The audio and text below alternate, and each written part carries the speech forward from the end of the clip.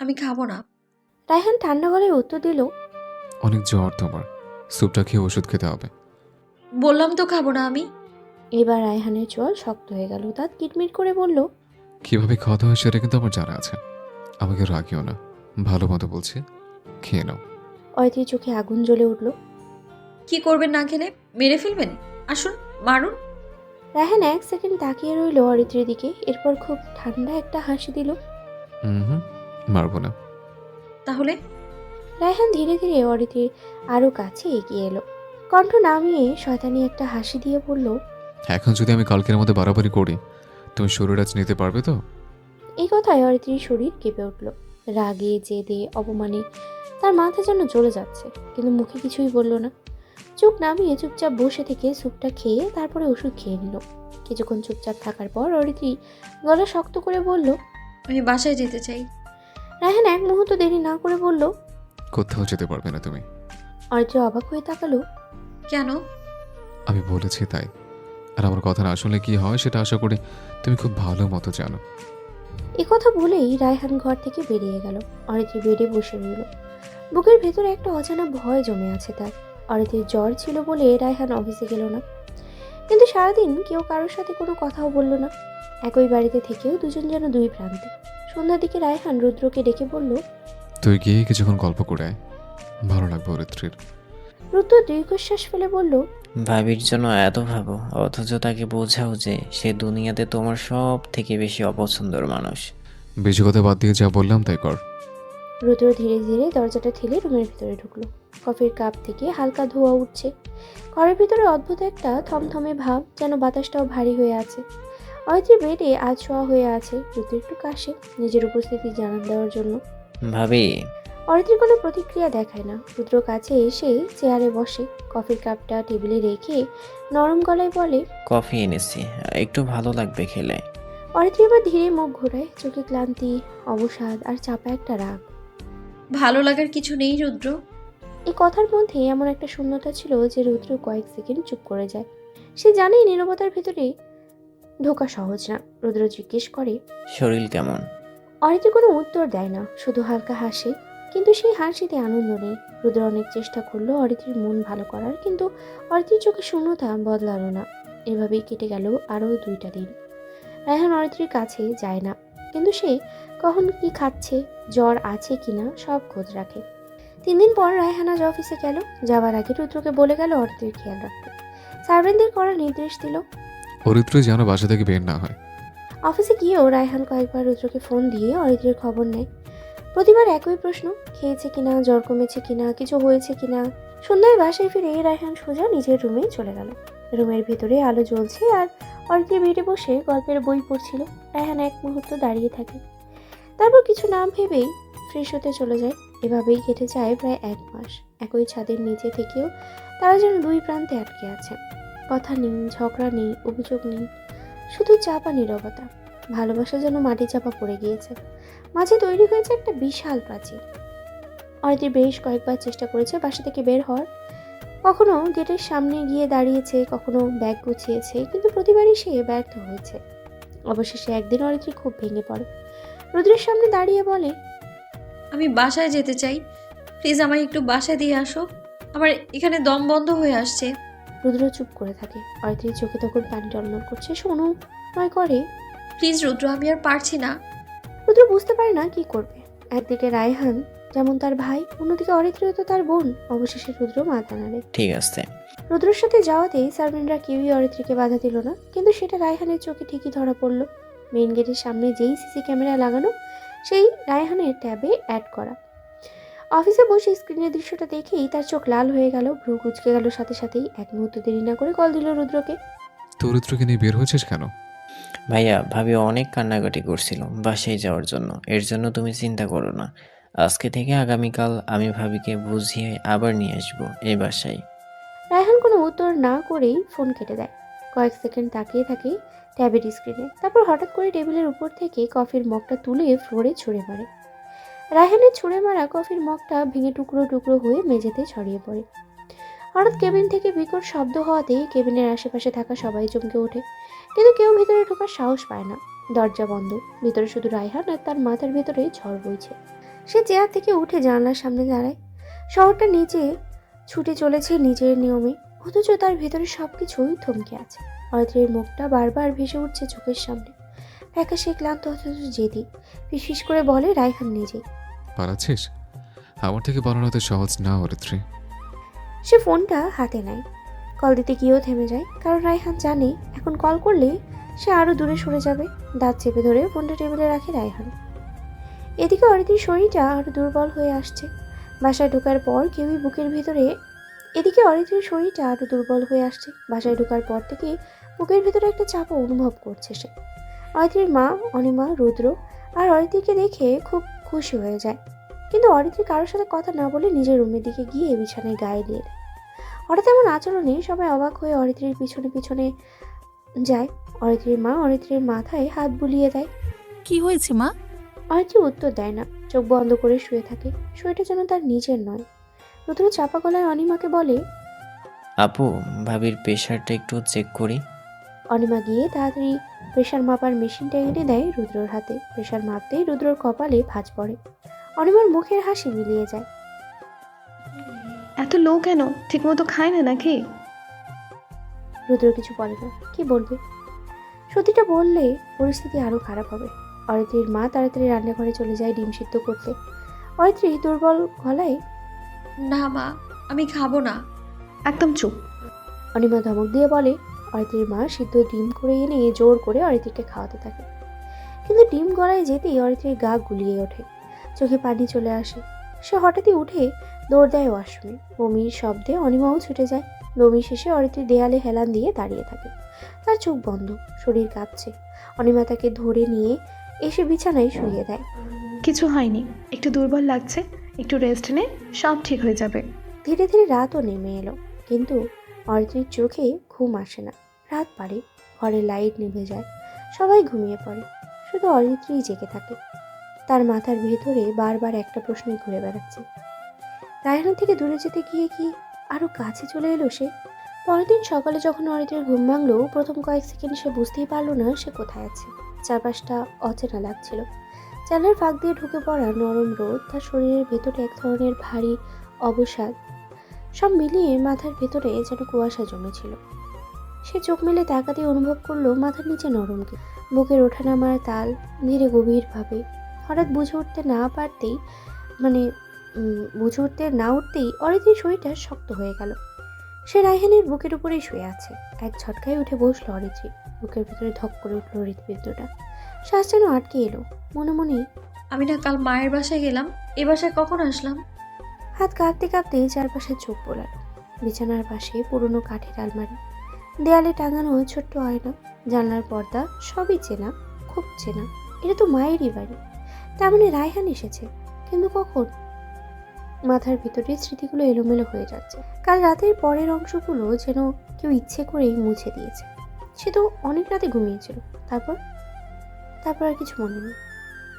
রাগটা ধীরে ধীরে জমতে শুরু করলো বুকের ভেতরে। অজান্তেই চোখ চলে গেল রায়হানের দিকে। সে তখনও ঘুমাচ্ছে, মুখটা শান্ত, নিঃশ্বাস ফেলছে, যেন কিছুই হয়নি, যেন গত কয়েক মাসের অশান্তি, কান্না, চিৎকার, ভাঙন সবই কল্পনা। হয়তো উঠে যেতে চাইলেও ঠিক তখনই রায়হানের ঘুম ভেঙে গেল। এসেছো কেন? রায়হান যেন আগে থেকেই প্রস্তুত ছিল। সে ধীরে উঠে অরিত্রীর পাশে বসলো। এরপর আমার বউয়ের কাছে আমি তো যখন তখন আসতেই পারি, আমার রাইট আছে। অরিত্রীর বুকের ভেতরটা কেঁপে উঠল। কোনো উত্তর দিল না সে। এক মুহূর্ত দাঁড়াতে চাইল না সেখানে। বিছানা ছেড়ে উঠে ওয়াশরুমের দিকে চলে যেতে লাগলো, কিন্তু দুপা যাওয়ার আগেই শরীরটা তার সঙ্গে বিশ্বাসঘাতকতা করলো। চারপাশটা হঠাৎই ঘুরতে শুরু করলো। মনে হলো মেঝেটা দুলছে, দেয়ালগুলোর কাছে চলে এসেছে। মাথার ভিতরে কেউ যেন জোরে জোরে ঘুরাচ্ছে চরকি। চোখের সামনে অন্ধকার নেমে এলো। ডাল সামলাতে না পেরে অরিত্রী পড়ে যেতে লাগলো। ঠিক সেই মুহূর্তেই রায়হান ঝাঁপিয়ে এসে তাকে ধরে ফেলল। কি হলো? এখানে বসো। বলেই অরিত্রীকে আবার বিছানার উপরে বসায় রায়হান। অরিত্রীর চোখ বন্ধ, এক হাত দিয়ে কপাল চেপে ধরে আছে। বুক ভরে শ্বাস নিতে পারছে না, শরীরটা নিস্তেজ হয়ে যাচ্ছে ধীরে ধীরে। কয়েক মিনিট পর একটু স্বাভাবিক হলো সে। চোখ খুলল, গলায় কেমন শুকনো লাগছে, কিন্তু সে আবারও কেন এসেছো? রায়হানের গলার ধৈর্যের ছায়া। বারবার এক প্রশ্ন ভালো লাগে না অরিত্রী, অন্য কিছু থাকলে বলো। অরিত্রীর চোখের পানি জমে উঠল। তুমি চলে যাও। একটু থেমে আবারও বলল, আমি একটু একা থাকতে এখানে এসেছি। আমার আর ভালো লাগছে না, আমি নিতে পারছি না এইগুলো। যাকে এতটা বিশ্বাস করলাম সে কিনা। শেষের বাক্যটা ভেঙে গেল। কণ্ঠস্বর কেঁপে উঠল অরিত্রের। রায়হান শান্তভাবে, তুমি শুনেছো আমার পুরো কথা? আমি শুনতেও চাই না। ওকে। তুমি প্লিজ চলে যাও, মুক্তি দাও আমায়। এবার রায়হানের ঠোঁটে একটা বাঁকা হাসি খেলল। মুক্তিতে তুমি কোনোদিনও পাবে না মিসেস মির্জা। এই কথাটা অরিত্রের বুকের ভেতরে আছড়ে পড়ল। সে উঠে দাঁড়িয়ে চিৎকার করে উঠল, কেন এমন করছো?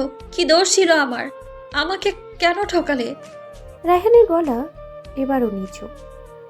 তোমায় কেউ ঠকায়নি অরিত্রী। তাহলে ওসব কি ছিল? বলে অরিত্রী পাশের টেবিল থেকে পেন হোল্ডার তুলে আছাড় মারল ফ্লোরে। এরপর জোরে জোরেই, তুমি একটা মিথ্যেবাদী, মিথ্যেবাদী তুমি। অরিত্রীর চিৎকারে পুরো বাড়ি কেঁপে উঠল। মা, অনিমা, রুদ্র দৌড়ে এসে ঢুকে পড়ল ঘরে। অনিমা অরিত্রীকে ধরে, কি হয়েছে তোর? তুই এমন করছিস কেন? রায়হান তখনও বিছানায় বসে আছে। মুখে হালকা একটা হাসি, চোখে অদ্ভুত স্থিরতা। অরিত্রী নিজের মনেই বিড়বিড় করতে লাগলো, শব্দগুলো এলোমেলো, অর্থহীন। হাত কাঁপছে, চোখে দৃষ্টি স্থির নয়। কয়েক সেকেন্ডের মধ্যেই তার শরীরটা নিস্তেজ হয়ে গেল। সে ঢলে পড়ল অনিমার বুকের মধ্যে। সবাই স্তব্ধ হয়ে গেল। অরিত্রী, এবার রায়হান উঠে দাঁড়ালো, দ্রুত এগিয়ে এসে অরিত্রীকে নিজের বুকের সাথে চেপে ধরল। অরিত্রী, কি হলো? চোখটা খোলো। কোনো সাড়া নেই। অরিত্রীকে বিছানায় শুইয়ে নিল রায়হান। মা আর বোন তার হাত পা মালিশ করছে, ডাকছে, কিন্তু অরিত্রী যেন অনেক দূরে চলে গেছে। রায়হান রুদ্রের হাতে গাড়ির চাবি তুলে দিয়ে বলল, তাড়াতাড়ি গাড়ি স্টার্ট দে। বলেই অরিত্রীকে কোলে তুলে নিল সে। পেছন পেছন অনিমাও গেল। অরিত্রীর মা অব্রকে কোলে নিয়ে দাঁড়িয়ে রইল। হাসপাতালের করিডোর ঠান্ডা, নির্বিকার। নার্স এগিয়ে এলো, প্রেশার চেক করলো, এরপর ইঞ্জেকশন, স্যালাইন দিল। সবকিছুই খুব দ্রুত। এরপর অরিত্রীকে কেবিনে শিফট করা হলো। রুদ্র অনিমাকে বাসায় দিতে গিয়েছে। এদিকে রায়হান কেবিনের ভিতরে বসে অরিত্রীর হাত ধরে রইল। চোখে মুখে আতঙ্ক জমে আছে। এরপর ফিসফিস করে, কেন এমন করিস তুই? তুই কি আমাকে একটু বুঝবি না? আমি কি এতটাই খারাপ মানুষ? কথাগুলো তার বুকেই আটকে রইল। অরিত্রীর কান পর্যন্ত পৌঁছালো না। কিছুক্ষণ পর অরিত্রীর চোখের পাতা কেঁপে উঠল। ধীরে ধীরে চোখ খুলল সে। চারপাশটা ঝাপসা, মাথাটা ভারী। চোখের সামনে প্রথমেই যে মুখটা ভেসে উঠল সেটা রুদ্র। রুদ্র এগিয়ে এসে নরম গলায়, এখন কেমন লাগছে ভাবি? অরিত্রীর ঠোঁট শুকনো, গলা থেকে কষ্ট করে শব্দ বের হলো, মাথাটা ঝিম ধরে আছে। স্যালাইন আর একটু আছে, শেষ হলে ডক্টর যেই টেস্ট দিয়েছে সেগুলো করতে হবে। এরপর বাসায় গিয়ে রেস্ট নিতে হবে তোমায়, আর খাওয়া দাওয়া করতে হবে ভালো মতো। অরিত্রী একটু থামলো, চারপাশে তাকালো। কেবিন, সাদা দেয়াল, ওষুধের গন্ধ, সব মিলিয়ে বুকের ভেতরটা ভারী হয়ে এলো। আমাকে এখানে কে এনেছে? রুদ্র একটু থেমে, আমি? অরিত্রীর চোখ বড় হয়ে গেল। তুমি? রুদ্র হালকা হাসলো। কেন? ভাইয়া নিয়ে আসলে খুশি হতে বুঝি? অরিত্রী কোনো উত্তর দিল না, চোখ নামিয়ে নিল। বুকের ভেতরে জমে থাকা কথাগুলো গলার কাছে এসে আটকে গেল। স্যালাইন শেষ হলে রুদ্র অরিত্রীকে নিয়ে প্রয়োজনীয় টেস্ট করালো। রিপোর্ট দিতেই বিকেল হবে, তাই দেরি না করে চলে গেল অরিত্রীর মায়ের বাসায়। গাড়ির ভেতরটা চুপচাপ, জানলার বাইরে রাস্তার আলো ছুটে যাচ্ছে। অরিত্রী জানলার দিকে তাকিয়ে আছে, কিন্তু কিছুই দেখছে না। তার মাথার ভিতরে শুধু একটাই প্রশ্ন, রায়হান কোথায়? বাড়িতে পৌঁছাতেই মা আর অনিমা ছুটে এলো। অরিত্রীকে দেখে দুজনেই হাফ ছেড়ে বাঁচলো, কিন্তু অরিত্রী কারোর দিকে তাকালো না। কোনো কথা না বলে সোজা নিজের রুমে চলে গিয়ে বিছানায় শুয়ে পড়লো, যেন শরীরের শেষ শক্তিটুকু শেষ হয়ে গেছে। বিকেল নামলো ধীরে ধীরে। রায়হানের কোনো খবর নেই। অনিমা বারবার ফোন দিচ্ছে, একবার, দুবার, 5 বার, কোনো রিসিভ নেই। বুকের ভেতরে অজানা অস্থিরতা জমতে লাগলো সবার। বিকেল গড়িয়ে সন্ধ্যা। শেষমেশ অনিমা রুদ্রকে ডেকে বলল, রুদ্র, চল আমরা গিয়ে অরিত্রীর রিপোর্টগুলো ডক্টরকে দেখে নিয়ে আসি। রুদ্র হালকা হেসে, আপু, তোমার বা আমার যেতে হবে না, যার দায়িত্ব সেই নিয়ে হাজির হলো বলে। অনিমা কিছু বুঝে উঠতে পারল না। ঠিক তখনই কলিং বেল বেজে উঠল। অরিত্রীর মা দরজার কাছেই ছিল, সঙ্গে সঙ্গে দরজা খুলল। দরজার ওপাশে দাঁড়িয়ে রায়হান, মুখে ক্লান্তি, চোখে গভীর অন্ধকার, হাতে মিষ্টির প্যাকেট। অরিত্রীর মা অবাক হয়ে, কোথায় ছিলি বাবা? সারাদিন কত ফোন দিয়েছি, সেটাও তুলিসনি। রায়হান কোনো উত্তর দিল না, চুপচাপ ভিতরে ঢুকে টেবিলের উপরে মিষ্টির প্যাকেটটা রাখলো। অনিমা বিস্মিত হয়ে, মিষ্টি কেন এনেছিস হঠাৎ? রায়হান হালকা হেসে, খালা মনে হচ্ছে, আর মিষ্টিমুখ করবে না? এক মুহূর্তে ঘরের পরিবেশ বদলে গেল। সবার মুখে হাসি ফুটে উঠল। অরিত্রীর মা চোখ ভিজে উঠল। আলহামদুলিল্লাহ, খুব ভালো খবর। বলেই ফোন হাতে নিয়ে আমি গিয়ে বাবা রোনা ওদের জানাই বলেই ভেতরের রুমে চলে গেল। রুদ্র প্যাকেট খুলে মিষ্টি তুলে আমি মামা চাচা দুইটাই একসাথে হচ্ছে, আগে আমি খেয়ে নিই। রুদ্রর কথা শুনে অনিমা আর রায়হান হেসে উঠল। রায়হান শান্ত গলায় অনিমাকে জিজ্ঞেস করলো, অরিত্রী কোথায়? ওর রুমেই ঘুমাচ্ছে। রায়হান ধীরে ধীরে রুমের দিকে গেল। অরিত্রী বিছানায় কুঁকড়ে শুয়ে আছে, মুখটা ক্লান্ত, নিঃশ্বাস ভারী। রায়হান পাশে শুয়ে তাকে জড়িয়ে ধরে, তার ঠোঁট অরিত্রীর কানের কাছে ফিসফিস করে তুমি যতই আমার থেকে দূরে সরে যেতে চাইবে, আমি ততই তোমাকে নিজের অংশ বানিয়ে রাখবো। রাতে খাবার নিয়ে এসে রায়হান অরিত্রীকে ডেকে তুলল। ঘরের আলোটা তখনও নরম, জানলার পর্দার ফাঁক দিয়ে বাইরের হলুদ স্ট্রিট লাইটটা ঢুকে পড়ছে। অরিত্রী আধো ঘুমে আধো জাগরণে শুয়েছিল, শরীরটা ক্লান্ত, মনটা তার চেয়েও বেশি ভারী। রায়হানের গলার স্বর শুনে অরিত্রী চমকে উঠে বসে। এই কয়েকদিন রায়হানের উপস্থিতি মানেই তার বুকের ভিতরে একটা অজানা চাপ। কিন্তু অরিত্রী কিছু বলার আগেই রায়হান, আমি তোমার জন্য আসিনি, আমি এসেছি আমাদের বেবির জন্য। এই কথাটা যেন ঘরের বাতাসটা মুহূর্তেই ভারী করে দিল। অরিত্রীর চোখ একবার রায়হানের মুখে গেল, আবার সরে এলো। কথাটা শুনে তার ভেতরে একসাথে অনেক কিছু নড়ে চড়ে উঠল। রাগ, অভিমান, বিস্ময় আর অদ্ভুত এক ধরনের শূন্যতা। অরিত্রী একটু অবাক হলো, কিন্তু মুখে কিছু বলল না। রায়হান নিজেই আবার, ডক্টর বলেছে আমাদের বেবি আসতে চলেছে, তাই। রায়হান বাকিটুকু আর শেষ করলো না, যেন বলার দরকারই নেই। এবার অরিত্রীর চোখে পানি জমে উঠল, তবে কষ্টের না, এটা আনন্দের। এতদিন ধরে বুকের ভেতরে জমে থাকা ভয়, অনিশ্চয়তার ভিড়ের মাঝখানে দিয়ে হঠাৎ করে একটা আলো ঢুকে পড়েছে। সে নিজেই টের পেল তার হাতটা অজান্তেই পেটের দিকে চলে গেছে। কিন্তু সেই মুহূর্তটা বেশি সময় টিকলো না। অরিত্রীকে কিছু বলার সুযোগ না দিয়েই রায়হান আবারও, তুমি মুক্ত চেয়েছিল না অরিত্রী, আমি তোমাকে মুক্ত করে দেব, তবে এখন না, আমাদের বেবি আসার পরে। আমার বেবিকে আমার কাছে তুলে দিয়ে তুমি মুক্ত। এই কথাগুলো শোনা মাত্রই অরিত্রীর মনে হলো তার মাথার ভিতরে যেন কেউ জোরে দরজা বন্ধ করে দিল। আনন্দটা মুহূর্তেই চূর্ণ হয়ে গেল। সে ধীরে ধীরে মাথা তুলে রায়হানের দিকে তাকালো। রায়হানের এইরকম ফাজলামতে অরিত্রীর মাথা আরো খারাপ হয়ে গেল। অরিত্রী কিছু বলতে গেল, তুমি আর বলতে দিল না রায়হান। অরিত্রীকে থামিয়ে, চিল্লাপালা করো না, বলেছি তো তোমার কথাই থাকবে, শুধু কতগুলো মাস একটু ধৈর্য ধরো। অরিত্রী আবার বুঝলো এই মানুষের সাথে তর্ক করে কোনো লাভ নেই। সে কথা বললে রায়হান শুধু নিজের মতো করে সেটার মানে বের করবে, তাই সে আর কোনো কথা বাড়ায় না, শুধু মাথা নাড়ে। এরপর রায়হান অরিত্রীকে খাইয়ে দিতে থাকে। খাবারের গন্ধটা অরিত্রীর নাকে লাগতেই তার বুকের ভিতরে অস্বস্তি বাড়তে থাকে। কয়েকবার মুখে নিয়ে অরিত্রী আর খেতে চায় না, তার গা গুলিয়ে ওঠে। রায়হান, একটু কষ্ট করে খেতে হবে, তুমি না খেলে আমার বেবি অপুষ্টিতে ভুগবে। এই কথাটা শুনে অরিত্রী এবার সরাসরি রায়হানের দিকে তাকায়। চোখের ভিতরে জমে থাকা বিরক্তি আর কষ্ট মিলেমিশে একাকার হয়ে যাচ্ছে অরিত্রীর। মনে মনেই ভাবে, এদিকে আমি খেতে পারছি না, সেটা একবারও বলছে না। বেবি বেবি করে মাথা নষ্ট করে দিচ্ছে, মনে হয় বেবি মনে হয় ওর একার। রায়হান জোর করেই একটু খাওয়াতে চাইলো অরিত্রীকে, কিন্তু অরিত্রী পারল না। হঠাৎ করে উঠে দৌড়ে ওয়াশরুমে চলে গেল। রায়হান পিছু পিছু গেল। অরিত্রী যতটুকু খেয়েছিল সব বের করে দিল। অরিত্রীর হাত পা কাঁপছে আর কপাল বেয়ে ঘাম হচ্ছে। রায়হান অরিত্রীর হাত মুখে একটু পানি ছিটিয়ে দিল, রুমে নিয়ে এলো, বিছানায় শুইয়ে দিয়ে অরিত্রীর এক হাত ধরে বসে রইল রায়হান। অরিত্রী তখনও জোরে জোরেই শ্বাস নিচ্ছে, বুক ওঠানামা করছে অস্বাভাবিকভাবে। রায়হান অরিত্রীর কপালে হাত রাখে। খুব বেশি কষ্ট হচ্ছে? না, ঠিক আছি। কথাটা বললেও গলাটা কাঁপছে। রায়হান অরিত্রীর হাতে একটা চুমু খেয়ে, আজকে একটু কষ্ট করো, কাল সকালে ডক্টরের কাছে যাব। অরিত্রী কিছু বলল না, চুপচাপ চোখ বন্ধ করে শুয়ে রইল। রায়হান ধীরে ধীরে অরিত্রীর মাথায় হাত বোলাতে লাগলো। সেই স্পর্শে অরিত্রীর চোখের কোণে জমে থাকা পানি গড়িয়ে পড়ল বালিশে। এক পর্যায়ে ক্লান্ত শরীরটা আর সইল না, অরিত্রী ঘুমিয়ে গেল। কিছুক্ষণ পর অনিমা রুমে আসে অরিত্রী খেয়েছে কিনা দেখতে। রায়হান বলে, কিছুই খেতে পারছে না। অনিমা একটু অরিত্রীর পাশে বসে ঘুমন্ত মুখটার দিকে তাকিয়ে দীর্ঘশ্বাস ফেলে। এরপর রায়হানকে বলে, চল তুই খেয়ে নে, অনেক রাত হয়েছে। রায়হান হালকা একটা হাসি দিয়ে, অরিত্রী কালকে থেকে না খেয়ে আছে আপু, আমার গলা দিয়ে কিভাবে খাবার নামবে? একটু থেমে তোমরা খেয়ে নাও। অনিমার কিছু বলে না, ধীরে উঠে চলে আসে। রায়হান কিছুক্ষণ পর অরিত্রীকে নিজের বুকের সাথে মিশিয়ে ঘুমের রাজ্যে চলে যায়। সকালে রায়হান আগে আগে উঠে ফ্রেশ হয়ে নেয়। ঘুম থেকে উঠে তার মাথায় একটাই চিন্তা, আজ অরিত্রীকে নিয়ে ডাক্তারের কাছে যেতে হবে। কাল রাতের দৃশ্যগুলো এখনো তার চোখের সামনে ভাসছে। ওয়াশরুমের দরজার সামনে অরিত্রীর কাঁপতে থাকা শরীর, ফ্যাকাশে মুখ, নিঃশ্বাসের অস্বাভাবিক গতি, সব মিলিয়ে বুকের ভিতরে একটা অজানা ভয় জমে আছে। ফ্রেশ হয়ে ফিরে এসে দেখে অরিত্রী এখনো ঘুমাচ্ছে, কিন্তু যেভাবে ঘুমাচ্ছে একদম বাচ্চার মতো, গুটিসুটি মেরে, দুই হাঁটু সামান্য ভাঁজ করা, মুখের উপরে কিছুটা চুল পড়ে আছে। এই অবস্থায় তাকে ডেকে তোলার ইচ্ছেটা রায়হানের হচ্ছে না। রায়হান চুপচাপ বিছানার কোনায় বসে পড়ে। বেশ কিছুক্ষণ শুধু তাকিয়ে থাকে অরিত্রীর ঘুমন্ত মুখটার দিকে। এই মানুষটার সাথে কত যুদ্ধ, কত রাগ, কত জেদ, তবে এই মানুষটার জন্য বুকের ভেতরে এত ভয়।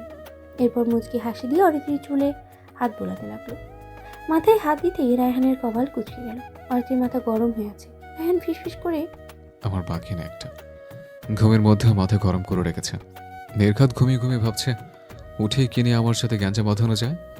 নিজেই কথাটা বলে নিজেই হালকা হেসে ফেলল রায়হান। কিছুক্ষণ এভাবে বসে থেকে সে উঠে দাঁড়ায়। অরিত্রীকে এখন না ডেকে আগে অন্য কাজগুলো সেরে নিতে চায়। এই ফ্ল্যাটটা ছোট। অরিত্রীর মা আর অনিমা একসাথে ঘুমায়। অনিমার রুমেই এখন রুদ্রকে থাকতে হয়েছে। রায়হান গিয়ে দেখে রুদ্র ঘুমাচ্ছে, এক হাত মাথার নিচে, মুখ হাত খোলা। রায়হান রুদ্রকে ডেকে তুলে বলে, মামুনির কাছ থেকে ইঞ্চি ফিতা নিয়ে আয়, এরপর পুরো ফ্ল্যাটের মাপ দে। ঘুমের ঘরে চোখ ডলতে ডলতেই রুদ্র হ্যাঁ, যেটা বলেছে সেটা কর। রুদ্র পুরোপুরি হতভম্ব। ঘুম ভাঙতেই এমন আজব নির্দেশ, কিন্তু রায়হানের মুখ দেখে আর প্রশ্ন করার সাহস পায় না।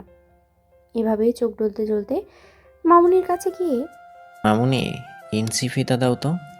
মামুনি আর অনিমা দুজনেই অবাক হয়ে তাকিয়ে রইল। কি করবি? ভাইয়া চাইছে। অনিমা কিছুক্ষণ খোঁজাখুঁজি করে ইঞ্চি ফিতা বের করে দেয় রুদ্রকে। ফিতে নিয়ে রুদ্র ফিরে আসে। এই নাও ফিতা। ফিতা দিয়ে আমি কি করব? তুমি না চাইলে? চাইনি, বলেছি তোকে ফ্লোরের মাপ দিয়ে দিতে। রুদ্র আর কথা বাড়ালো না, কারণ এই লোকটার সাথে বেশি কথা বললেই বিপদ। সে প্রত্যেক রুমের ফ্লোর মাপতে লাগলো। ড্রয়িং রুম, বেডরুম, কিচেন সবকিছুর হিসাব করে কাগজে টুকে রায়হানের হাতে ধরিয়ে দিল। গুড। বলেই রায়হান ওয়ালেট বের করলো। টাকা গুনে রুদ্রের হাতে দিয়ে, এই মেজারমেন্ট অনুযায়ী কার্পেট কিনে আনবে, এরপর প্রত্যেক রুমে বিছিয়ে দিবে। রুদ্র ভেবাচেকা খেয়ে, কেন? আমি বলেছি তাই। তোর ভাবিকে নিয়ে ডক্টর কাছে যাব একটু পর। আস্তে আস্তে যেন দেখি কাজ কমপ্লিট। এখন তাড়াতাড়ি খেয়ে বেরিয়ে পড়তো। এই বলে রায়হান রুম থেকে বের হয়ে গেল। রুদ্র ধপ করে বিছানায় বসে। নির্ঘাত পাগল, এই গরমে পুরা বাসা কার্পেট বিছাতে যাচ্ছ। দাঁত তবু কিছু করার নেই। ফ্রেশ হতে চলে যায় রুদ্র, তারপর তাড়াতাড়ি নাস্তা করে বেরিয়ে যায়। বাইরে যেতে দেখে অনিমা। কিরে, কোথায় যাচ্ছিস তুই সকাল সকাল? কাজ আছে আপু। বলেই রুদ্র হন্তদন্ত হয়ে বেরিয়ে গেল। এদিকে রায়হান আবার এসে বসেছে অরিত্রীর পাশে। সে কখন থেকে ঘুমিয়ে যাচ্ছে, ওঠার কোনো নামগন্ধ নেই।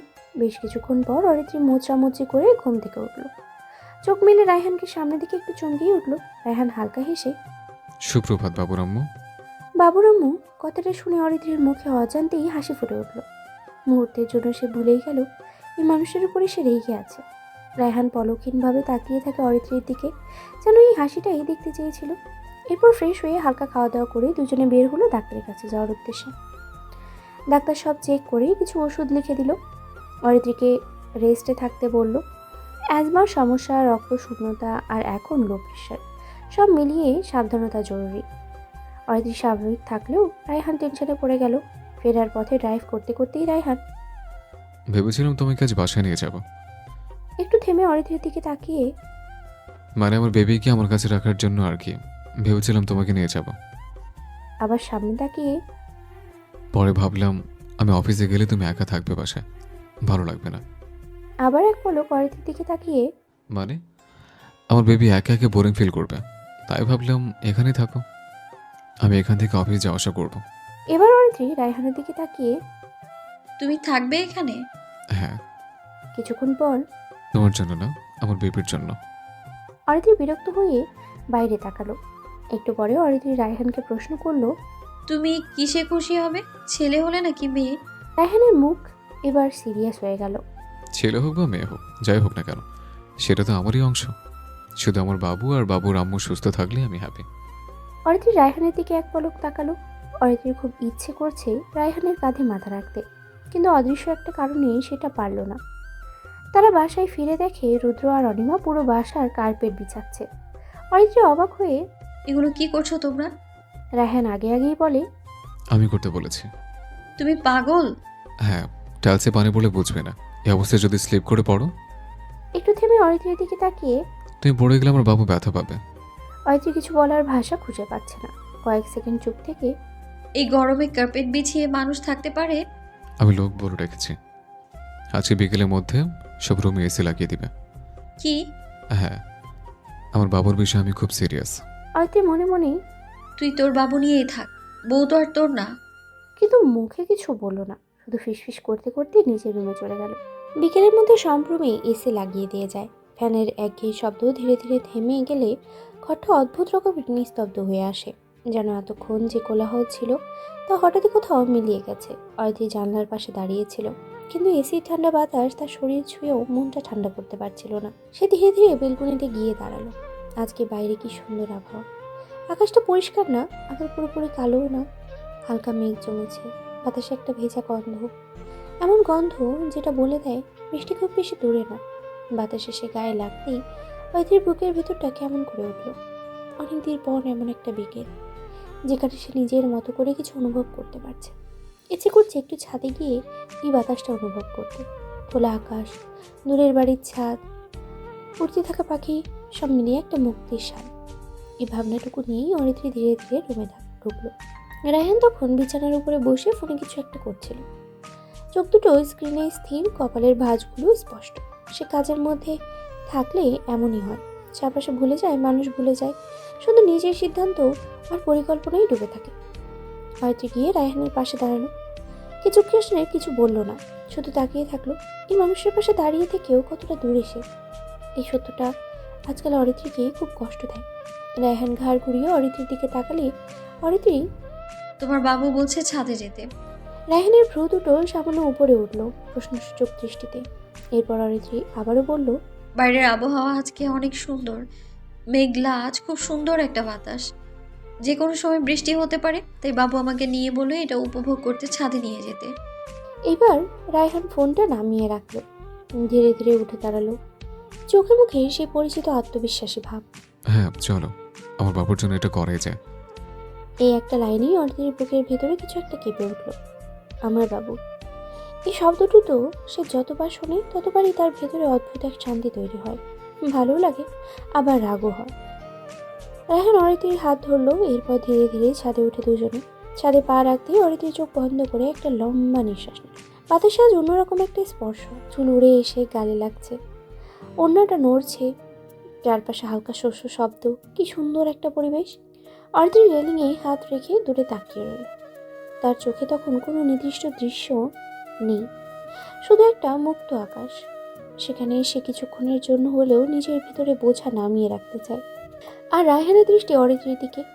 অরিত্রীর কাঁধে অবধি চুলগুলো বাতাসে মুখের উপরে বাড়ি খাচ্ছে, মাঝে মাঝে ঠোঁট ছুঁয়ে যাচ্ছে, চোখের পাশে লেগে যাচ্ছে।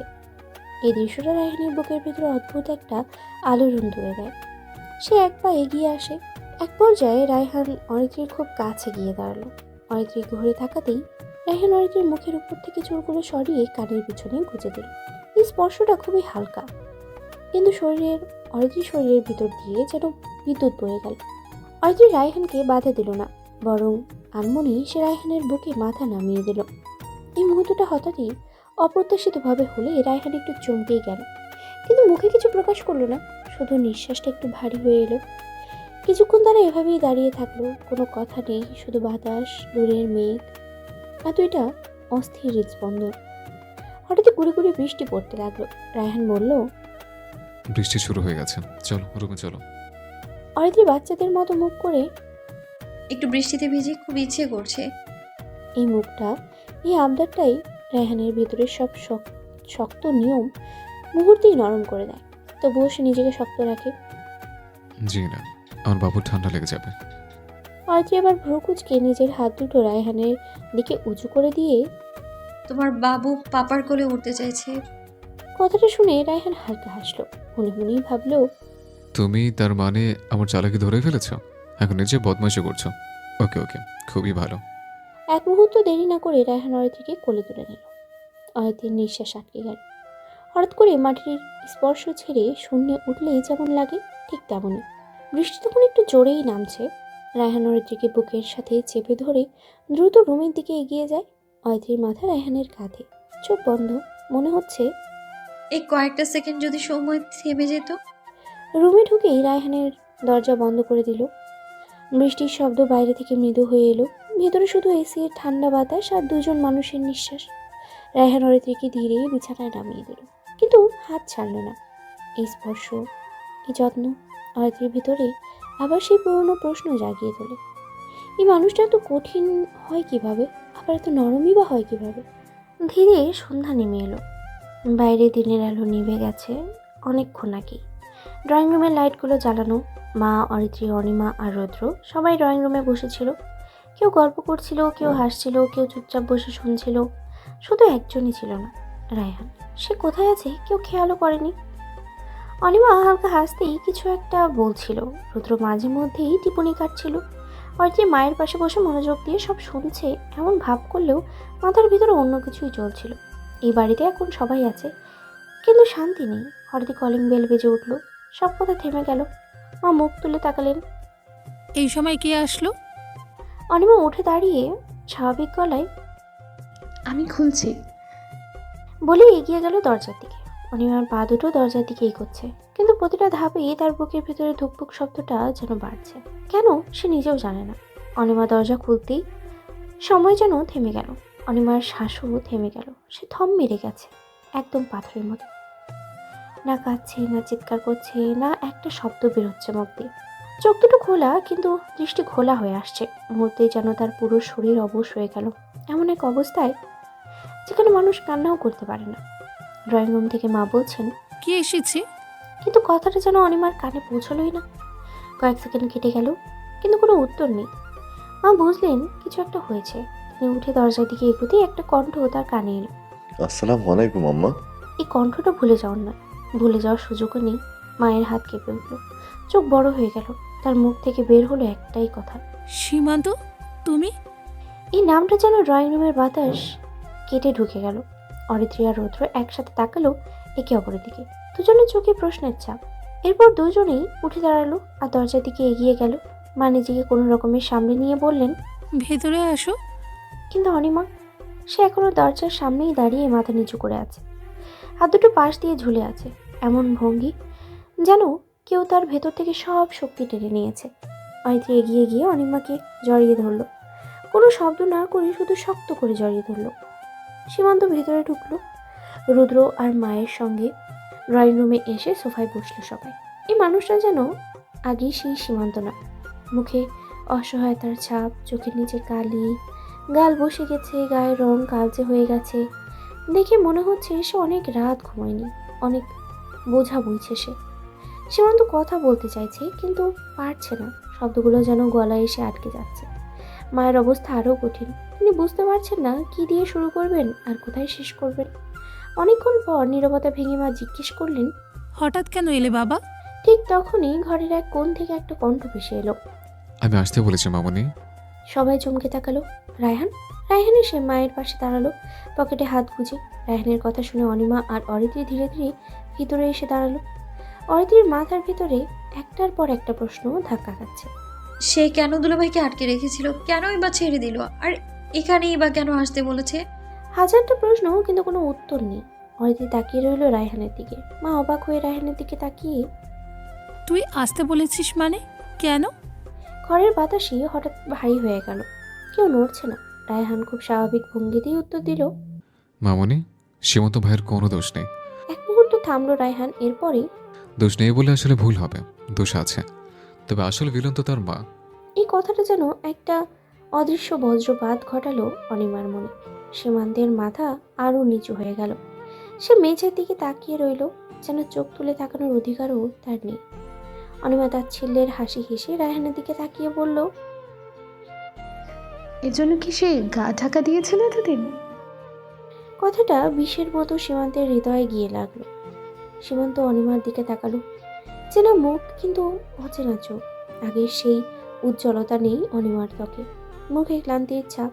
চুল পাতলা হয়ে গেছে, কাঁধ ঝুঁকে আছে, 6 বছর আগের অনিমা আর আজকের অনিমা কত পরিবর্তন। অনিমা এক পলক সীমান্তের দিকে তাকিয়ে চোখ সরিয়ে নিল। রায়হান ধীরে হেঁটে গিয়ে সীমান্তের পাশে বসে। আপু, আমি তুলে এনেছিলাম ভাইয়াকে। ঘরের সবাই চমকে উঠল, শুধু অরিত্রী ছাড়া। মা রায়হানের দিকে তাকিয়ে কাঁপা গলায় বললেন, বাবা প্লিজ সোজা সাপটা করে বল, আমার প্রেশার বেড়ে যাচ্ছে। আল্লাহ, শেষ বয়সে কি দেখতে হচ্ছে? বলেই চোখ মুছলেন তিনি। রায়হান স্বাভাবিকভাবে বলল। হ্যাঁ, আমি ক্লিয়ার করে দিচ্ছি সবটা। এরপর রায়হান একটু সামনে ঝুঁকে বসে। মামুনি, আমি ভেবেছিলাম সীমন্ত ভাইয়া নিজে থেকে আপুকে ফেলে রেখে চলে গিয়েছে, নিজের ইচ্ছাতে ডিভোর্স দিয়েছে।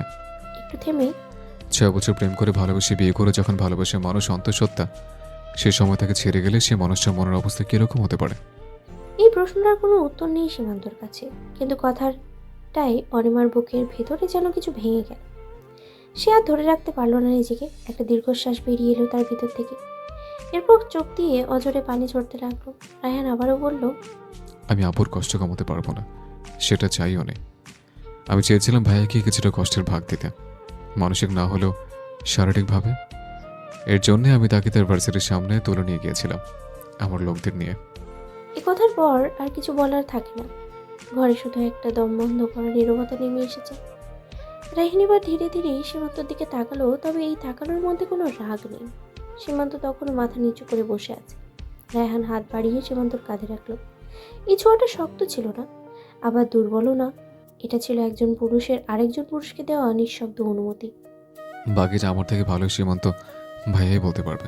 ঘরে তখন নিঃশব্দতা, এমন নিঃশব্দতা যেখানে ঘড়ির টিক টিক শব্দ ও কানে বাজে। সীমান্ত ধীরে মাথা তুলে প্রথমে রায়হানের দিকে তাকালো। এই চোখ কৃতজ্ঞতায় আছে, সাথে আছে অপরাধ বোধ আর আছে ভয়। এরপর সীমান্ত এক পলক অনিমার দিকে তাকালো। অনিমা মাথা নিচু করে আছে, চুলের আড়ালে মুখটা ঢেকে। সীমান্তের চোখের কোণে পানি এসে জমল, কিন্তু পড়লো না, কারণ ছেলেদের তো কাঁদতে নেই। সীমান্ত গলা কাকারি দিয়ে বলতে শুরু করলো, অনিমা, অনিমা, তোমাকে আমার মা এই বাসায় পাঠিয়ে দিয়েছিল কিছুদিন থেকে যেতে। সেটা আমি জানতাম না, কারণ তুমি তো হুট করে চলে এসেছিলে। অনিমার বুকের ভেতরটা কেঁপে উঠল। সীমান্ত একটু থামলো, এরপর দম নিয়ে, আমি যখন বাসায় ফিরি তখন মা আমাকে একটা চিঠি ধরিয়ে দিয়ে হাতে। চিঠির কথা শুনে অনিমার আঙ্গুলগুলো শক্ত হয়ে এলো। সেখানে লেখা ছিল, তুমি আমার এবং আমার পরিবারের উপর বিরক্ত, তুমি একটু স্পেস চাও, তাই তুমি এখানে চলে এসেছ। আমি ভেবেছিলাম চিঠিটা তোমার লেখা। এরপর সীমান্ত চোখ নামিয়ে ফেললো। আমি রেগে গিয়েছিলাম চিঠিটা পড়ে, সীমান্তর হাত দুটো মুঠো হয়ে এলো। কারণ তুমি আমার পরিবারের উপর বিরক্ত হতেই পারো, কিন্তু আমার উপর, যেখানে আমি আমার মাকে ছেড়েও তোমাকে নিয়ে আলাদাভাবে থাকতে চেয়েছি, সেখানে আমার উপর বিরক্ত কথাটা শুনে আমার আমার মাথায় রক্ত উঠে গিয়েছিল। এবার অনিমার চোখিয়ে পানি গড়িয়ে পড়লো। সে শব্দ করছে না, কিন্তু কান্না থামাতেও পারছে না। আমি তখনই তোমার সাথে দেখা করতে আসতে চেয়েছিলাম, কিন্তু তখন মা আমাকে বাধা দেয়, আর এমন ভাবে নিজেকে উপস্থাপন করেছিলেন তিনি, আমি অন্যায় করেছি তোর বউয়ের সাথে, এর জন্য বিরক্ত। ওর দোষ নাই, কিছুদিন থেকে আসুক বাপের বাড়ি থেকে, তাহলে মন ভালো হবে। আমি ভেবেছিলাম মা কথাগুলো মন থেকে বলছে, তাই আমিও নিজেকে সামলে ভেবেছিলাম কিছুদিন স্পেস দেই তোমাকে। অনিমা চোখ মুছছে, কিন্তু হাত কাঁপছে। একদিন পরে আমার বাসায় আসে আমার খালাতো বোন রুমা। একটু থেমে, তুমি তো চিনোই, আমরা একসাথে পড়েছি, আর আমাদের প্রেমের বিষয়েও জানতো সবার আগে।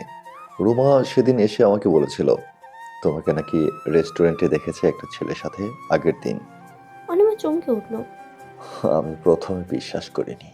সীমান্ত গলা শক্ত করে, এরপর রুমা বলল সাইফুলের কথা, ভার্সিটিতে যে সাইফুল তোমাকে পছন্দ করত, তোমাকে বিরক্ত করত, তার কথা। ও তো আমাদের বিয়ের পরেও অনেক নাম্বার থেকে তোমাকে বারবার ফোন দিত, তো তখন আমি সেটা সত্যি ভেবে নিয়েছিলাম। এরপর আবার থেমে যায় সীমান্ত। আমি রাগ করে তোমার সাথে যোগাযোগ করিনি অনিমা, আমি চেয়েছিলাম তুমি আমাকে একটা ফোন দাও, কিন্তু তুমি দাওনি। এখানে অনিমা আর চুপ করে থাকতে পারলো না। সে চোখ মুছতে মুছতে বলল, কারণ তোমার মা আমাকে ফোন করে জানিয়েছিলেন তুমি কোনো এক দরকারি কাজে ইমার্জেন্সি দেশের বাইরে গিয়েছো। অনিমার কণ্ঠ কাঁপছে। আর তিনি এভাবে বলেছিলেন আমার ছেলে একটা ভালো কাজে এগোচ্ছে, দয়া করে যোগাযোগ করে এখন আমার বাবার মূল্যবান সময় খেয়ে দিও না। এই কথাটা বলতে বলতে অনিমার বুক ফেটে যাচ্ছে। আমার এটাই রাগ হয়েছিল, তুমি দেশের বাইরে গেলে আর আমাকে একটাবার জানানোর প্রয়োজন মনে করলে না। সীমান্ত চোখ বন্ধ করে একটা দীর্ঘশ্বাস ফেলল, তারপর ধীরে বলল, আমি কোথাও চাইনি অনিমা, মা তোমায় মিথ্যা বলেছিল। এই কথাটা বলার পর সীমান্ত যেন নিজের বুকের উপরের থেকে একটা পাহাড় নামিয়ে রাখলো, কিন্তু পাহাড় নামলেও ভিতরে ক্ষত তো আর সঙ্গে সঙ্গে সরে না। অনিমার নাক মাথা নিচু করে বসে আছে, তার হাত দুটো নিজের কোলে শক্ত করে ধরা, আঙুলগুলো সাদা হয়ে গেছে চাপে। সে কথা বলছে না, কিন্তু তার পুরো শরীর কাঁপছে। অরিত্রি দাঁড়িয়ে আছে এক পাশে। এই প্রথমবার সে পুরো ঘটনাটা শুধু শুনছে না, বরং অনুভবও করছে। তার মনে হচ্ছিল একটা সংসার কিভাবে ধীরে ধীরে নীরবে পরিকল্পিতভাবে ভেঙে যায়। আজ সে তার লাইভ উদাহরণ দেখছে। সীমান্ত আবারও বলতে শুরু করলো, এবার তার গলা আর শক্ত নয়, বরং ভাঙা স্বর। আমি ভেবেছিলাম তুমি আমাকে অবজ্ঞা করছো, ভেবেছিলাম তুমি আমাকে বোঝোনি, কিন্তু সত্যতা হলো আমি তোমাকে বোঝার চেষ্টাই করিনি। এই স্বীকারোক্তিটা অনিমার বুকের ভেতর দিয়ে আঘাত করলো। সে ধীরে ধীরে মুখ তুলল, চোখে জমে থাকা বাড়ির পর্দা সরিয়ে সীমান্তের দিকে তাকালো। এই তাকানোতে ভালোবাসা নেই, ঘৃণাও নেই, আছে শুধু অতীতের ছায়া। অনিমা খুব নিচু গলায় বলল, তুমি জানো না সীমান্ত, তোমার মা আমাকে কি বলেছে। তিনি বলেছিলেন আমি নাকি তোমার জীবনের বোঝা। এরপর একটা দীর্ঘশ্বাস ফেল। আমার বাবা নেই, আমার বাবার সম্পত্তিও নেই, তাই আমার দাম নেই। অয়তির চোখ বড় হয়ে গেল। রুদ্র দাঁত চেপে দাঁড়িয়ে আছে। রায়হান চুপচাপ, কিন্তু তার চোখে আগুন। অনিমা কথা চালিয়ে গেল, তিনি বলেছিলেন তুমি নাকি আমাকে ডিভোর্স দিতে চাচ্ছ। তখন আমি তোমাকে অনেকবার ফোন করেছি, কিন্তু তুমি রেসপন্স করোনি। তোমার মাকে কল দিলে তিনি বলেন তুমি নাকি আমার সাথে যোগাযোগ রাখতে চাচ্ছ না, বিধায় রেসপন্স করছো না। সীমান্ত চোখ বন্ধ করে ফেলল। এরপর অথচ মা আমাকে বলছিল তুমি আমাকে ডিভোর্স দিতে চাচ্ছ, তোমাকে নাকি অনেক বুঝিয়েছে, তুমি তোমার সিদ্ধান্তে অটল, তাই আমিও যেন আর যোগাযোগ না রাখি। অনিমা এবার একটা শুকনো হাসি দিয়ে, আমি নিজের ভাগ্যকে মেনে নিয়েছিলাম সীমান্ত, কারণ আমার পরিবারে একটা পুরুষ মানুষ ছিল না, বড় সন্তান আমি, আমার পাশে এসে দাঁড়ানোর মতন কেউ ছিল না। এর জন্য তোমাকে বিরক্ত করতে আর তোমার সামনে যাইনি, ডিভোর্স পেপারে সাইন করে দিয়েছিলাম। তবে তার কয়েকদিন পরেই আমি যখন জানতে পারি আমি প্রেগনেন্ট, তখন আমি তোমার মাকে জানিয়েছিলাম। তোমার মা কি বলেছিল জানো? বলেছিল আমার গর্ভে যে বাচ্চা আছে সেটা তোমার নাও হতে পারে। এই কথাটা বলার সময় অনিমার গলা ভেঙে গেল। সীমান্ত হঠাৎই উঠে দাঁড়ালো। চুপ। সীমান্তর কণ্ঠ কাঁপছে, কিন্তু তাতে রাগ নেই, আছে অসহ্য যন্ত্রণা। আর কিচ্ছু বলো না। সীমান্ত দুই হাত দিয়ে নিজের মুখ ঢেকে ফেলল। এই প্রথম সে কাঁদছে নিঃশব্দে। রায়হান ধীরে এগিয়ে এলো সীমান্তের দিকে। এরপর আপনি জানেন আপনার মায়ের মুখ থেকে আমি কি শুনেছি? সীমান্ত তাকালো। তিনি বলেছিলেন আমি মরে যাব, তবু সে মেনে নেব না। অনিমা যদি বাচ্চা নিয়ে মরে তা তো তার কিছু যায় আসে না। আমি শুধু আমার ছেলে ভালো চাই, আমার ছেলেকে বড় দেখতে চাই। এই কথাটাই অরিত্রির শরীর কেঁপে উঠল। এই প্রথম সে বুঝলো রায়হান কেন সীমান্তকে আর তার মাকে তুলে এনেছিল, কেন সে এতটা হিংস্র হয়েছিল। রায়হান শান্ত গলায় মামুনির দিকে তাকিয়ে বলল, আমি সীমান্ত ভাইকে কষ্ট দিতে চাইনি, আমি সত্য বের করতে চেয়েছিলাম। আর সেই সত্য এতটা নোংরা ছিল যে আমি নিজেও হজম করতে পারিনি। সীমান্ত রায়হানের দিকে তাকিয়ে আমার নিজেরই লজ্জা লাগছে। আমার মা একটু থেমে, আমার মা ছিল গরিব ঘরের মেয়ে। বিয়ের পরে শ্বশুর বাড়িতে মায়ের অনেক কথা শুনতে হয়েছে আজীবন। একসময় আল্লাহ তাকে সব দিয়েছেন, কিন্তু তার লোভ যেন আরো তাকে ঘিরে ধরেছিল। মা সবসময় চাইতেন ধনী পরিবারের মেয়ে বউ হিসেবে আনতে। একসময় মা চাইতেন আমার যে খালাতো বোন রুমা, ওর সাথে আমাকে বিয়ে দিতে, কিন্তু আমি অনিমাকে ভালোবেসে ফেলি। রুমা আমাকে পছন্দ করতো আমি জানতাম, কিন্তু মা, খালা, রুমা সবাই মিলে যে এইরকম একটা বাজে কাজ করতে পারে আমার ধারণার বাইরে ছিল এসব। তিনি লোভে অন্ধ হয়ে গিয়েছে। আমার ক্ষমা চাওয়ারও মুখ নেই। অনিমা এবার উঠে দাঁড়িয়ে, তুমি যদি একদিনও এইসবে কান না দিয়ে আমার চোখের দিকে তাকাতে, আজ আমাদের সন্তানটা বাবার নাম নিয়ে বাঁচত। এ এই কথাটা বলেই অনিমা আর দাঁড়িয়ে থাকতে পারল না। সে বসে পড়ল সোফায়। অরিত্রী দৌড়ে গিয়ে অনিমাকে জড়িয়ে ধরল। এই মুহূর্তে অরিত্রীর নিজের বুকের ভিতরেও কিছু একটা ভেঙে যাচ্ছে। তার চোখ চলে গেল রায়হানের দিকে। এই প্রথমবার অরিত্রী রায়হানকে শুধু ক্ষমতাবান মানুষ হিসেবে নয়, বরং একজন ক্ষতবিক্ষত মানুষ হিসেবেও দেখছে। তখন সীমান্ত এসে অনিমার পায়ের কাছে বসে, উনি আমাকে ক্ষমা করে দাও, আমার ভুল ছিল, আমি আমি অনেক অন্যায় করেছি, তাও প্লিজ আমাকে একবার সুযোগ দাও, প্লিজ প্লিজ। উনি অরিত্রী অনিমা তাদের মা তিনজনের চোখেই পানি। অনিমা কিছু বলতে যাবে তখনই অব্র কান্না করে উঠল। তখন রুদ্র আমি নিয়ে আসছি বলে ভিতরের রুমে চলে গেল। এরপর ফিরে এলো অব্রকে কোলে নিয়ে। অব্র কান্না করছে। সীমান্ত অব্রর দিকে তাকিয়ে উঠে দাঁড়ালো। রুদ্রর কোল থেকে অব্রকে নিজের কোলে নিয়ে কেঁদে দিল সীমান্ত। অনিমা কাঁদছে, মাও আঁচলে মুখ ঢেকে কাঁদছেন। সীমান্ত এবার অব্রর মাথায় নিজের মাথা ঠেকিয়ে, আব্বু, আমার বাবা, আমি একজন অকৃতজ্ঞ বাবা। হঠাৎ অনিমা খুব শান্ত গলায়, তুমি জানো সীমান্ত, সবচেয়ে বেশি কষ্ট কিসে হয়? সীমান্ত তাকালো অনিমার দিকে। যখন কাউকে ভালোবাসা যায় না, আবার ঘৃণা করতেও মন চায় না। সীমান্ত মাথা নিচু করে অব্রকে রুদ্রর কোলে দিল। অনিমা আবারও বলতে শুরু করলো, আমি তোমাকে ঘৃণা করতে পারিনি, তাই নিজের জীবনটা ঘৃণা করেছি। প্রতিটা রাতে তোমার ফোন নাম্বারটা দেখে কল দিইনি, শুধু এই ভেবে যদি তুমি আমাকে আরেকবারও অপমান করো। সীমান্ত ধীরে ধীরে বসে পড়ল। তার কণ্ঠ বের হতে চাচ্ছে কিন্তু পারছে না। রায়হান এবার সামনে এসে, আপনি জানেন অনিমা আপু কতবার অসুস্থ হয়েছিল? সীমান্ত তাকালো রায়হানের দিকে। Depression, bleeding, panic attack. একটু থেমে রায়হান আবার, আর আপনার মা বলতেন এগুলো নাটক। অনিমা এবার রায়হানের পিঠে হাত রেখে, বাদ দে রায়হান, আমি তাকে হারিয়েছি এটাই সত্যি, এত কথার আর প্রয়োজন নেই। এবার সীমান্ত খুব শান্ত গলায়, না, তুমি আমাকে হারাওনি। অনিমা শুধু একটা শুকনো হাসি দিল। এবার অনিমার মা কথা বললেন, এখন আর এসব বলে কি হবে?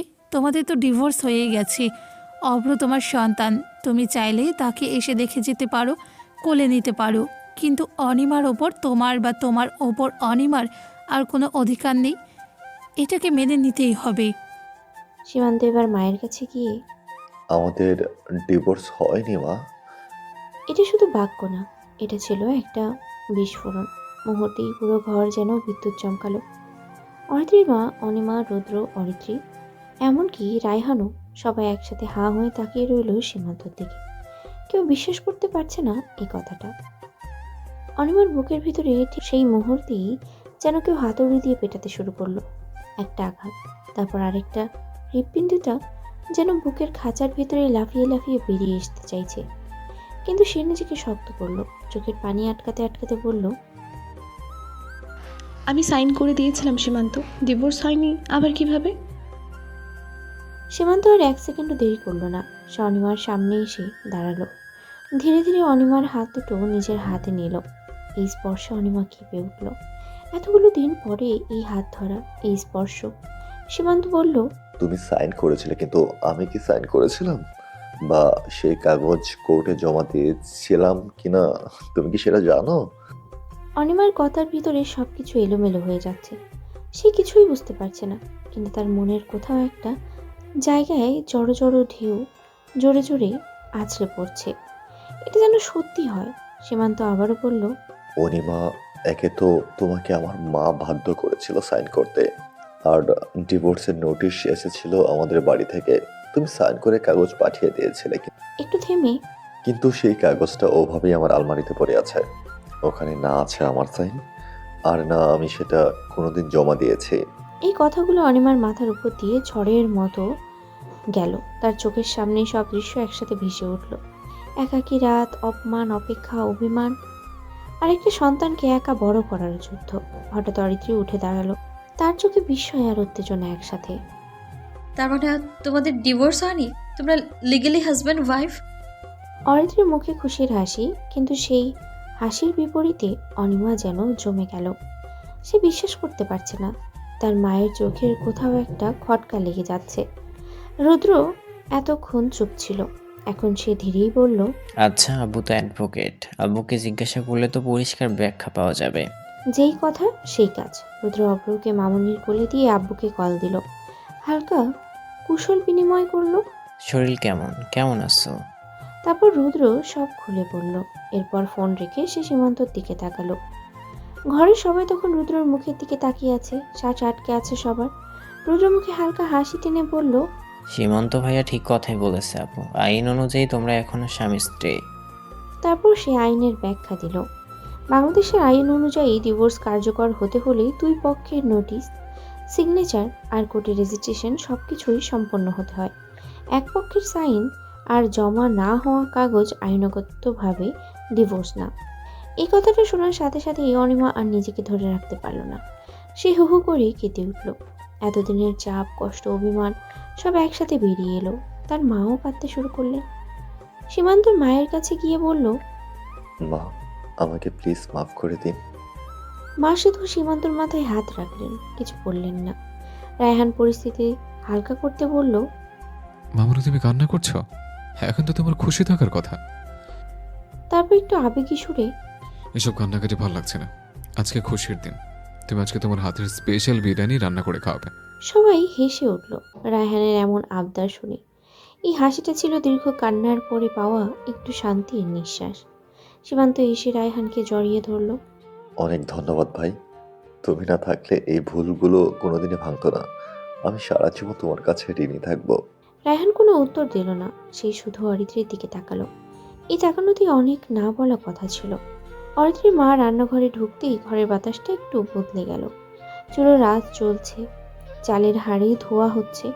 এসব সাধারণ শব্দগুলো আজ অস্বাভাবিক শান্ত লাগছে। বিরিয়ানির চাল ধুতে ধুতে মায়ের চোখ ভিজে উঠে বারবার।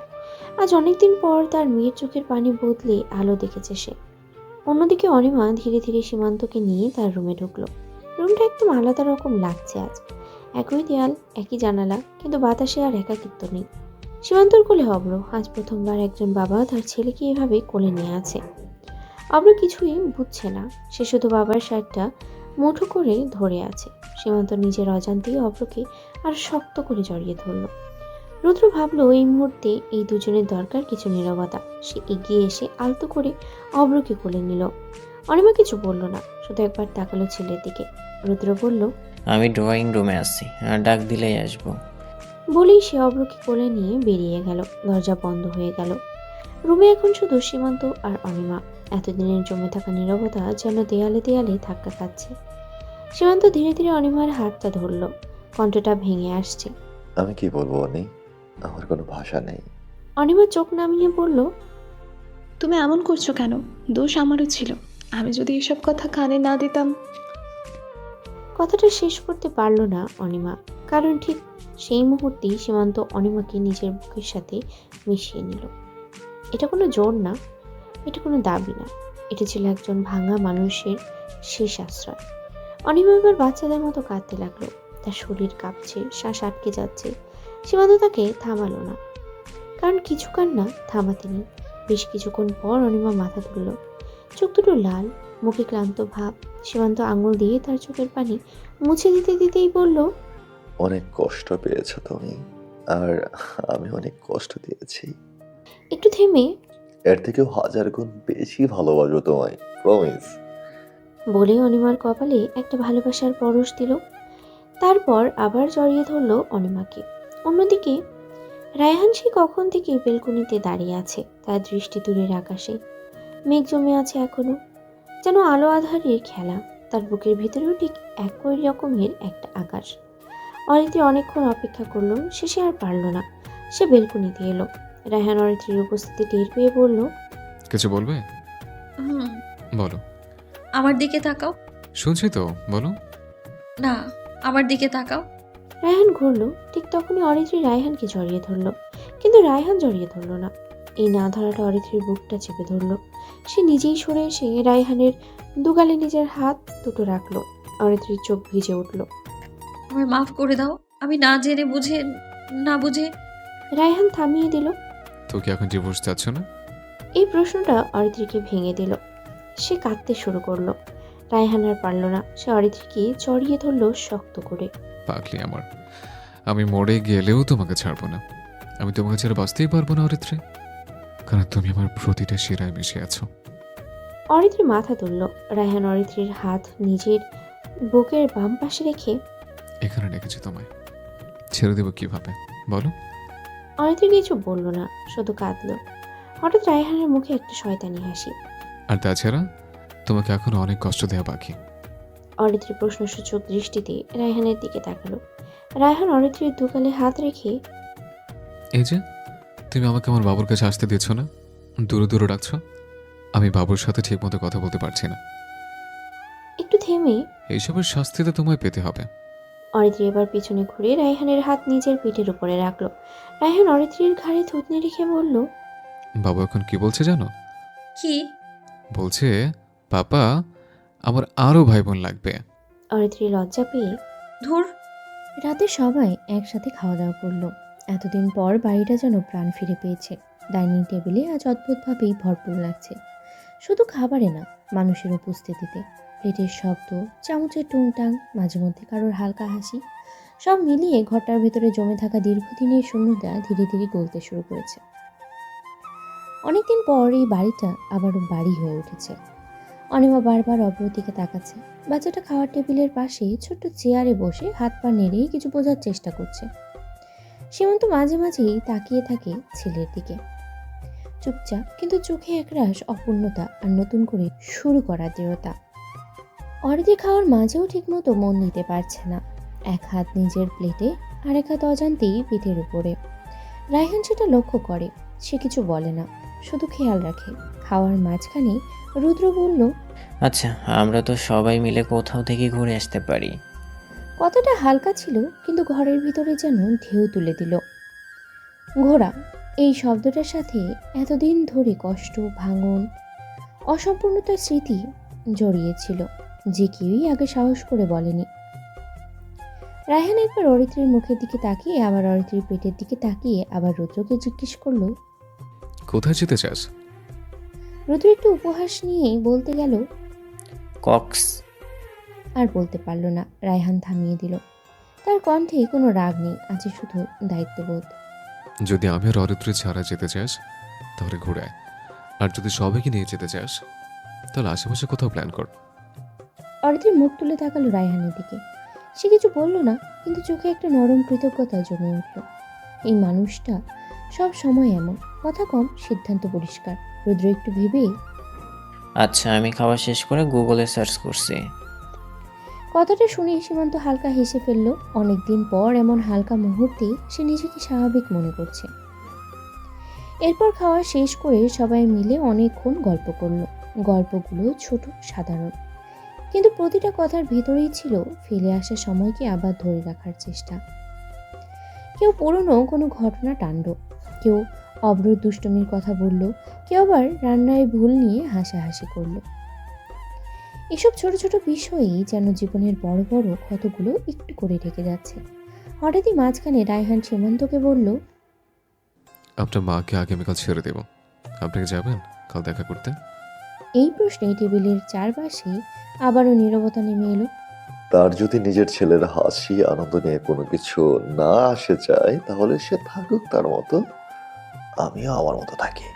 কথাগুলো কঠিন কিন্তু শান্ত।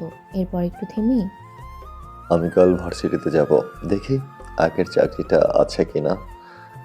রায়হান সীমান্তর দিকে তাকিয়ে, আচ্ছা। এটা একটা শব্দ, কিন্তু শব্দটার ভিতরে ছিল নিশ্চিত আশ্বাস। সীমান্ত একটু অবাক হলো, কিন্তু কিছু বলল না। একটু পরেই সীমান্ত, আমি একটা ছোট বাসা ভাড়া করে অনিমাকে নিয়ে উঠে যাব, আমার বাসায় যেতে হবে না। এ কথায় অনিমা চমকে উঠল। সে সাথে সাথেই মাথা নাড়ল। অভ্র এখনো ছোট, ওকে আমার একা সামলাতে কষ্ট হবে। আর তাছাড়া মায়েরও শরীর ভালো থাকে না, মা একা থাকে। একটু থেমে, এর থেকে আমি এখানে থাকলেই তো ভালো হয়। তারপর যেন নিজের কথাকেই শক্ত করে ধরে। এখন আবার অরিত্রীকেও একটু দেখে রাখতে হবে। বাসায় একা একা ওর ভালো লাগবে না, বিধায় রায়হান ওকে এখানে রেখেছে। সীমান্ত একটু হেসে, তুমি যেটা ভালো মনে করো। এই হাসির ভিতরে কোনো আপত্তি নেই, আছে শুধু সম্মতি। গল্প শেষ হলে যে যার রুমে চলে গেল।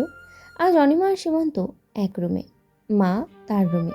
তাই আজ রুদ্র ড্রয়িং রুমের একটা ছোট্ট বেড আছে, সেখানেই শুয়ে পড়েছে। রুমে যেতে অরিত্রী রায়হানকে কি হতো কক্সবাজার গেলে? আমার কি ওইরকম সিরিয়াস অবস্থা নাকি? রায়হান অরিত্রীকে পিছন থেকে জড়িয়ে ধরে। আমি আমার বউ আর বাচ্চার বিষয়ে কোনো রিস্ক নিতে চাই না।